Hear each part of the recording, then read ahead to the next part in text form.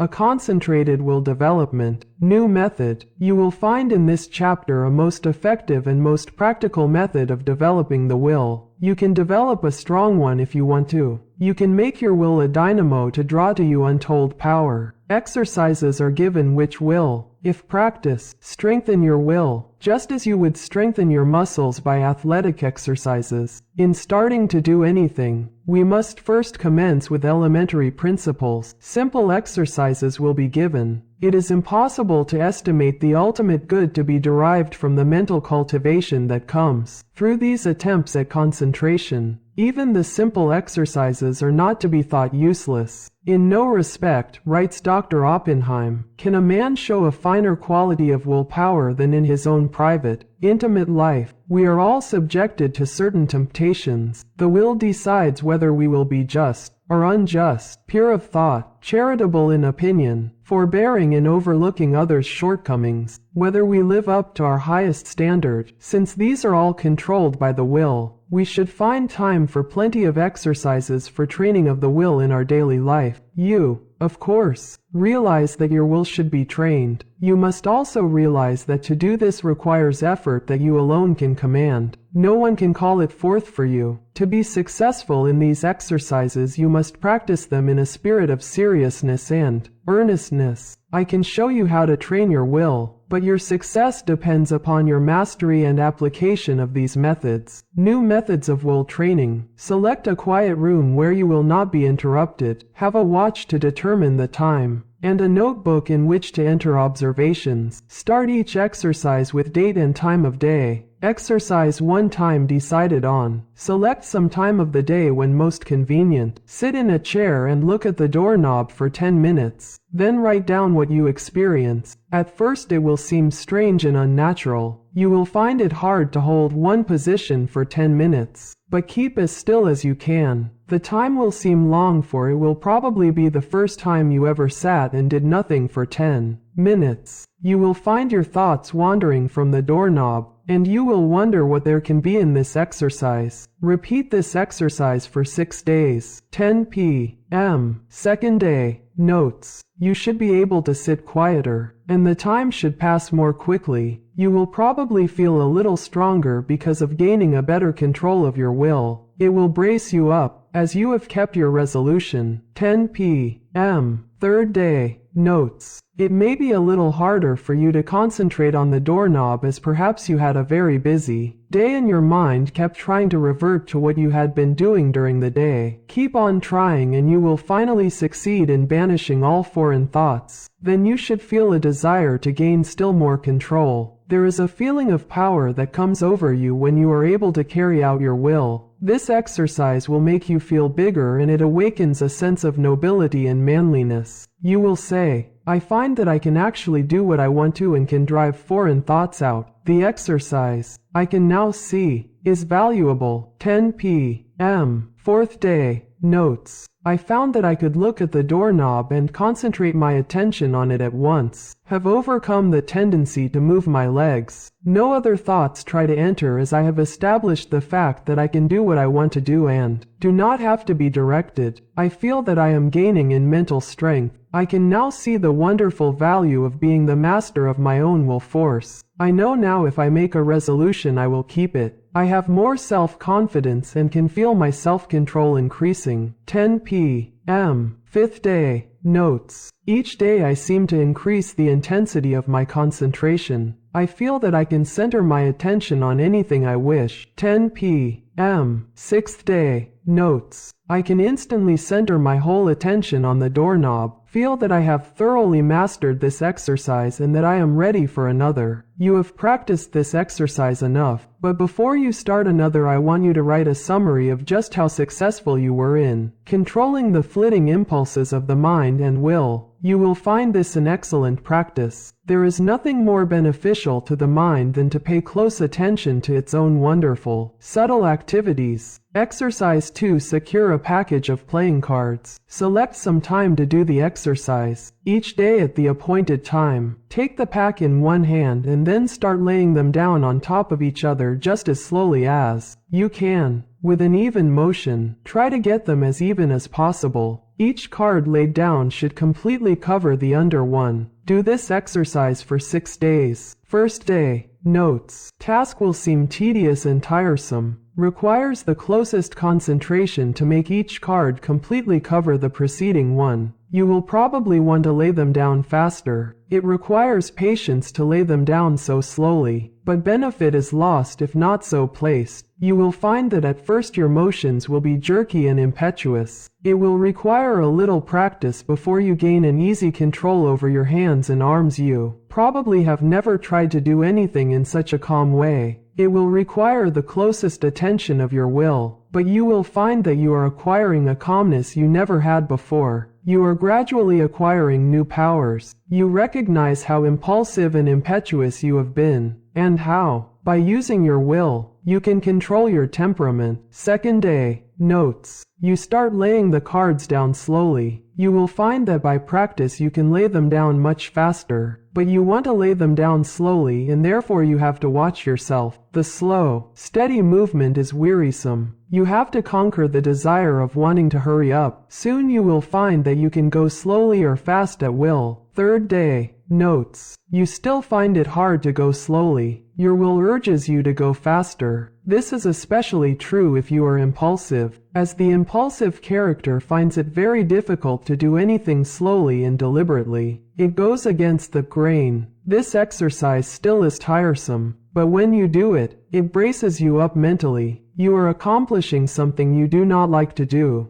It teaches you how to concentrate on disagreeable tasks. Writing these notes down you will find very helpful. Fourth day. Notes: I find that I am beginning to place the cards in a mathematical way. I find one card is not completely covering another. I am getting a little careless and must be more careful. I command my will to concentrate more. It does not seem so hard to bring it under control. Fifth day. Notes: I find that I am overcoming my jerky movements, that I can lay the cards down slowly and steadily. I feel that I am rapidly gaining more poise. I am getting better control over my will each day, and my will completely controls my movements. I begin to look on my will as a great governing power. I would not think of parting with the knowledge of will I have gained. I find it is a good exercise and know it will help me to accomplish my tasks. Sixth day. Notes: I begin to feel the wonderful possibilities of the will. It gives me strength to think of the power of will. I am able to do so much more and better work now, that I realize that I can control my will action. Whatever my task, my will is concentrated on it. I am to keep my will centered there until the task is finished. The more closely and definitely I determine what I shall do, the more easily the will carries it out. Determination imparts compelling force to the will. It exerts itself more. The will and the end act and react on each other. Seventh day. Notes: now try to do everything you do today faster. Don't hurry or become nervous. Just try to do everything faster, but in a steady manner. You will find that the exercises you have practiced in retardation have steadied your nerves, and thereby made it possible to increase your speed. The will is under your command. Make it carry out resolutions rapidly. This is how you build up your self-control and your self-command. It is then that the human machine acts as its author dictates. You certainly should now be able to judge of the great benefit that comes from writing out your introspections each day. Of course you will not have the exact experiences given in these examples, but some of these will fit your case. Be careful to study your experiences carefully and make as true a report as you can. Describe your feelings just as they seem to you. Allow your fancies to color your report and it will be worthless. You have pictured conditions as you see them. In a few months, if you again try the same exercises, you will find your report very much better. By these introspections, we learn to know ourselves better, and with this knowledge can wonderfully increase our efficiency. As you become used to writing out your report, it will be more accurate. You thus learn how to govern your impulses, activities and weaknesses. Each person should try to plan exercises that will best fit his needs. If not convenient for you to practice exercises every day, take them twice or 3 times a week, but carry out any plan you decide to try. If you cannot devote 10 minutes a day to the experiments, start with 5 minutes and gradually increase the time. The exercises given are only intended for examples. Will training without exercise. There are many people that do not want to take the time to practice exercises, so the following instructions for training the will are given to them. By willing and realizing, the will grows. Therefore, the more you will, the more it grows and builds up power. No matter whether your task is big or small, make it a rule to accomplish it in order to fortify your will. Form the habit of focusing your will in all its strength upon the subject to be achieved. You form in this way the habit of getting a thing done, of carrying out some plan. You acquire the feeling of being able to accomplish that which lies before you, no matter what it is. This gives you confidence and a sense of power that you get in no other way. You know when you make a resolution that you will keep it. You do not tackle new tasks in a half-hearted way, but with a bold, brave spirit. We know that the will is able to carry us over big obstacles. Knowing this, despair never claims us for a victim. We have wills and are going to use them with more and more intensity, thus giving us the power to make our resolutions stronger, our actions freer and our lives finer and better. The education of the will should not be left to chance. It is only definite tasks that will render it energetic, ready, persevering and consistent. The only way it can be done is by self-study and self-discipline. The cost is effort, time and patience, but the returns are valuable. There are no magical processes leading to will development, but the development of your will works wonders for you because it gives you self-mastery, personal power and energy of character, concentration of the will to win. The adaptability of persons to their business environment is more a matter of determination than anything else. In this age we hear a good deal of talk about a man's aptitudes. Some of his aptitudes, some of his powers, may be developed to a wonderful extent, but he is really an unknown quality until all his latent powers are developed to their highest possible extent. He may be a failure in one line and a big success in another. There are many successful men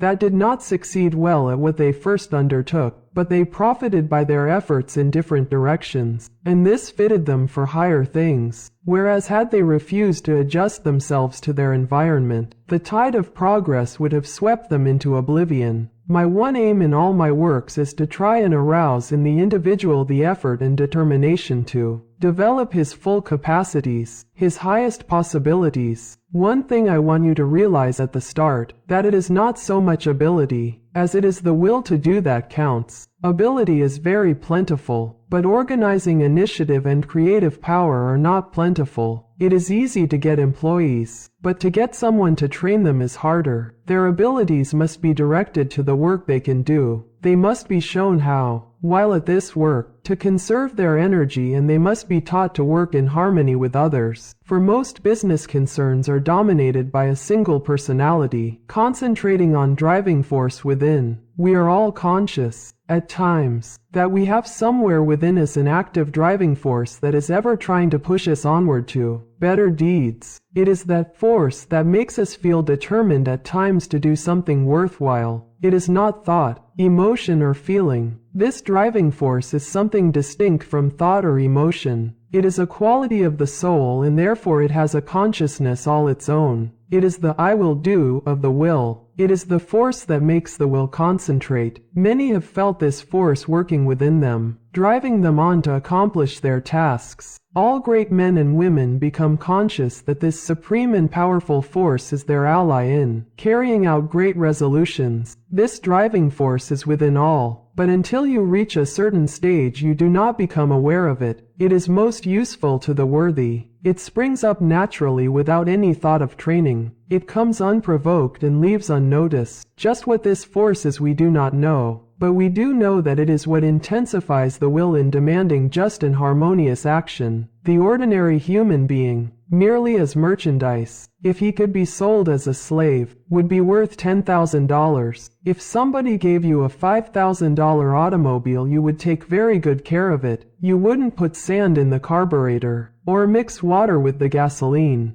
or drive it furiously over rough roads, or leave it out to freeze at night. Are you quite sure that you take care of your own body, your own health, your only real property, as well as you would take care of a $5,000 automobile if it were given to you? The man who mixes whiskey with his blood is more foolish than a man would be if he mixed water with gasoline in his car. You can get another car. You cannot get another body. The man who misses sleep lives irregularly, bolts his food so that his blood supply is imperfect. That is a foolish man treating himself as he would not treat any other valuable piece of property. Do you try to talk with men and women who know more than you do? And do you listen rather than try to tell them what you know? There are 100,000 men of 50, and men of 60, running along in the old rut, any one of whom could get out of it and be counted among the successful men if only the spark could be found to explode the energy within them now going to waste. Each man must study and solve his own problem. Lesson 20. Concentration reviewed. In bringing this book to a close, I again want to impress you with the inestimable value of concentration,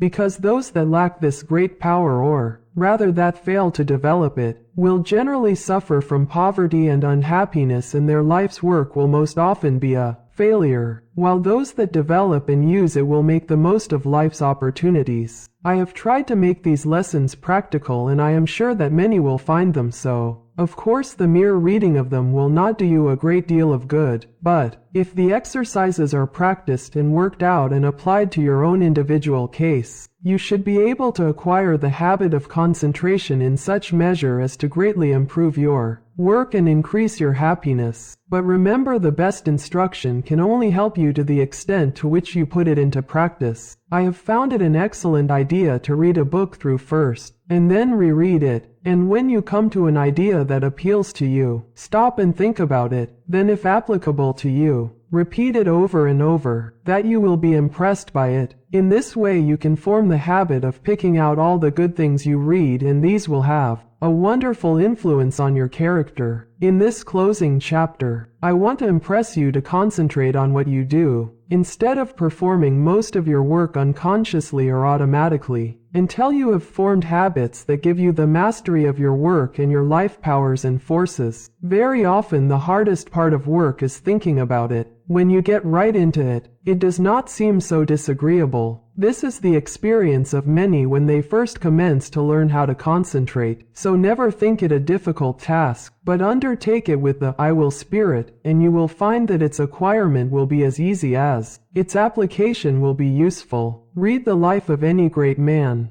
and you will generally find that the dominant quality that made him successful was the ability to concentrate. Study those that have been failures, and you will often find that lack of concentration was the cause. One thing at a time, and that done will is a good rule, as I can tell. All men are not born with equal powers, but it is the way they are used that counts. Opportunity knocks at every man's door. Those that are successful hear the knock and grasp the chance. The failures believe that luck and circumstances are against them. They always blame someone else instead of themselves for their lack of success. We get what is coming to us, nothing more or less. Anything within the universe is within your grasp. Just use your latent powers and it is yours. You are aided by both visible and invisible forces when you concentrate on either to do or to be. Everyone is capable of some concentration, for without it you would be unable to say or do anything. People differ in the power to concentrate because some are unable to will to hold the thought in mind for the required time. The amount of determination used determines who has the strongest will. No one's is stronger than yours. Think of this whenever you go against a strong opponent. Never say, I can't concentrate today. You can do it just the minute you say, I will. You can keep your thoughts from straying, just the same as you can control your arms when once you realize this fact. You can train the will to concentrate on anything you wish. If it wanders, it is your fault. You are not utilizing your will. But don't blame it on your will and say it is weak. The will is just the same whether you act as if it were weak or as if it were strong. When you act as if your will is strong, you say, I can. When you act as if it were weak, you say, I can't. It requires the same amount of effort. In each case, some men get in the habit of thinking, I can't, and they fail. Others think, I can, and succeed. So remember, it is for you to decide whether you will join the army of I can't or I can. The big mistake with so many is that they don't realize that when they say, I can't, they really say, I won't try. You cannot tell what you can do until you try. Can't means you will not try. Never say you cannot concentrate, for, when you do, you are really saying that you refuse to try. Whenever you feel like saying, I can't, say instead, I possess all will and I can use as much as I wish. You only use as much as you have trained yourself to use. An experiment to try. Before going to bed tonight, repeat, I am going to choose my own thoughts, and to hold them as long as I choose. I am going to shut out all thoughts that weaken or interfere, that make me timid. My will is as strong as anyone's else. While going to work the next morning, repeat this over. Keep this up for a month and you will find you will have a better opinion of yourself. These are the factors that make you a success. Hold fast to them always. Concentration is nothing but willing to do a certain thing. All foreign thoughts can be kept out by willing that they stay out. You cannot realize your possibilities until you commence to direct your mind. You then do consciously what you have before done unconsciously. In this way you note mistakes, overcome bad habits and perfect your conduct. You have at times been in a position that required courage and you were surprised at the amount you showed. Now, when once you arouse yourself, you have this courage all the time and it is not necessary to have a special occasion reveal it to you. My object in so strongly impressing this on your mind is to make you aware that the same courage, the same determination that you show at certain exceptionable times you have at your command at all times. It is a part of your vast resources. Use it often and well. In working out the highest destiny of which you are capable. Final concentration instruction. You now realize that, in order to make your life worthy, useful and happy, you must concentrate. A number of exercises and all the needed instruction has been given. It now remains for you to form the highest ideal that you can in the present and live up to that ideal, and try to raise it. Don't waste your time in foolish reading. Select something that is inspiring, that you may become in rapport with those that think thoughts that are worthwhile. Their enthusiasm will inspire and enlighten you. Read slowly and concentrate on what you are reading. Let your spirit and the spirit of the author commune, and you will then sense what is between the lines, those great things which words cannot express. Pay constant attention to one and one thing only for a given time and you will soon be able to concentrate. Hang on to that thought ceaselessly until you have attained your object. When you work, let your mind dwell steadily on your task. Think before you speak and direct your conversation to the subject under discussion. Do not ramble. Talk slowly, steadily and connectedly. Never form the hurry habit, but be deliberate in all you do. Assume static attitudes without moving a finger or an eyelid, or any part of your body. Read books that treat of but one continuous subject. Read long articles and recall the thread of the argument. Associate yourself with people who are steady, patient and tireless in their thought, action and work. See how long you can sit still and think on one subject without interruption, concentrating on the higher self. Father Time keeps going on and on. Every day he rolls around means one less day for you on this planet. Most of us only try to master the external conditions of this world. We think our success and happiness depends on us doing so. These are of course important and I don't want you to think they are not, but I want you to realize that when death comes, only those inherent and acquired qualities and conditions within the mentality, your character, conduct and soul growth will go with you. If these are what they should be, you need not be afraid of not being successful and happy, for with these qualities you can mold external materials and conditions. Study yourself, find your strong points and make them stronger as well as your weak ones and strengthen them. Study yourself carefully and you will see yourself as you really are. The secret of accomplishment is concentration, or the art of turning all your power upon just one point at a time. If you have studied yourself carefully, you should have a good line on yourself, and should be able to make the proper interior readjustments. Remember, first, last, and always, right thinking and right living necessarily results in happiness, and it is therefore within your power to obtain happiness. Anyone that is not happy does not claim their birthright. Keep in mind that someday you are going to leave this world, and think of what you will take with you. This will assist you to concentrate on the higher forces. Now start from this minute to act according to the advice of the higher self in everything you do. If you do, its ever harmonious forces will necessarily ensure to you a successful fulfillment of all your life purposes. Whenever you feel tempted to disobey your higher promptings, hold the thought, my higher self ensures to me the happiness of doing that which best answers my true relations to all others. You possess latent talents that when developed and utilized are of assistance to you and others, but if you do not properly use them, you shirk your duty, and you will be the loser and suffer from the consequences. Others will also be worse off if you do not fulfill your obligations. When you have aroused into activity your thought powers, you will realize the wonderful value of these principles in helping you to carry out your plans. The right in the end must prevail. You can assist in the working out of the great plan of the universe and thereby gain the reward, or you can work against the great plan and suffer the consequences. The all-consuming fires are gradually purifying all discordant elements. If you choose to work contrary to the law, you will burn in its crucible. So I want you to learn to concentrate intelligently on becoming in harmony with your higher self. Hold the thought, I will live for my best. I seek wisdom, self-knowledge, happiness and power to help others. I act from the higher self, therefore only the best can come to me. The more we become conscious of the presence of the higher self, the more we should try to become a true representative of the human soul in all its wholeness and holiness. Instead of wasting our time dwelling on some trifling external quality or defect, we should try to secure a true conception of what we really are so as not to overvalue the